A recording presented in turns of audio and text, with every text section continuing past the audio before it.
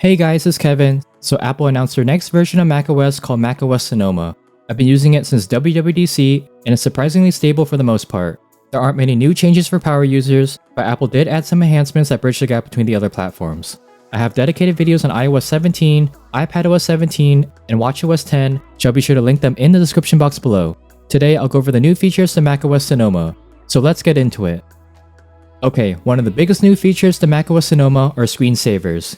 We still have the basic ones like Flurry, Hello, and Drift, but now we have these new motion screensavers, which are based on different locations around the world.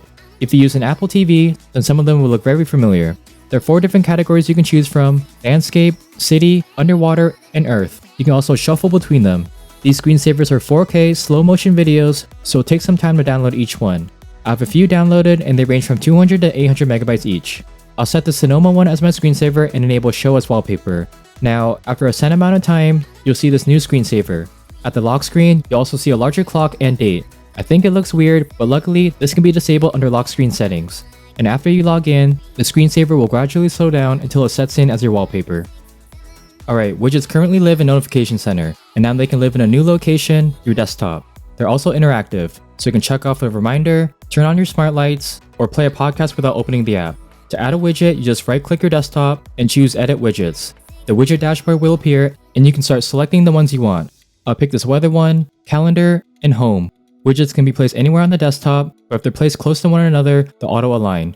In addition to Mac widgets, you can also access your iPhone widgets with the magic of continuity. The apps don't need to be installed either. I can drag this Instagram widget out, Notion, and YouTube. They're still buggy, so it doesn't work all the time. When you're looking at your desktop, the widgets appear with their normal colors. But when you open another app, the widgets will fade in the background, giving you complete focus. And depending on the wallpaper, the widgets will adapt to the colors. I don't know about you, but on a MacBook Pro, I like to have multiple apps open or full screen windows, so I can't really see the widgets on my desktop. But they're more useful on an external monitor since you have more screen real estate. So Apple added some new features to Safari. You can add different profiles to keep your personal, work, or school life separate, and your favorite websites, history, and even extensions are tied to each profile. In Safari settings, there's a new tab where you can add profiles. Here, you can change the name, icon, color, and enable specific extensions. To switch profiles, there's a new button between the sidebar and arrow icons. Click it, select the one you want, and the profile settings will be applied. You can also change the wallpaper. Search is now faster and it'll show you stock information or sports scores. But the biggest feature in Safari that I was excited for are web apps.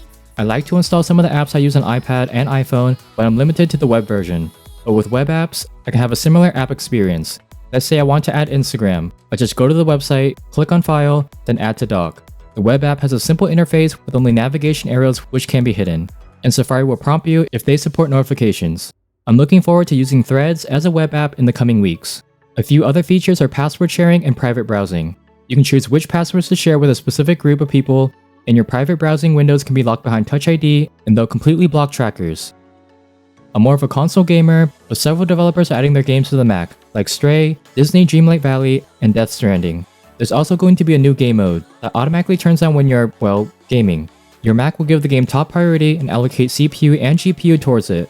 When the game is in full screen, a controller icon will appear in the menu bar, but the only option is to turn it off. Also, if you're using your favorite controller or AirPods, the latency will be reduced for a better gaming experience. For developers, Apple is introducing a game porting tool that allows them to port their Windows games to Mac with little to no effort. But if a developer puts in some work, the game can run even better with higher frame rates. The last feature that I want to cover is video conferencing. When you're sharing your screen, a new option called Presenter Overlay will appear. This will keep you on the screen at all times, and there are 2 different overlays. Small is a movable circle that you can place anywhere on the screen, and large keeps you in the spotlight, allowing you to move around during your presentation. There are also new reaction effects you can add like balloons or confetti, and you can react with a simple hand gesture. And that's it for the best new features in macOS Sonoma.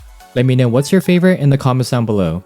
Thanks for watching, and if you haven't already, please like, subscribe, and hit the bell so you'll be notified when I post new videos. And I'll catch you guys in the next one. Bye!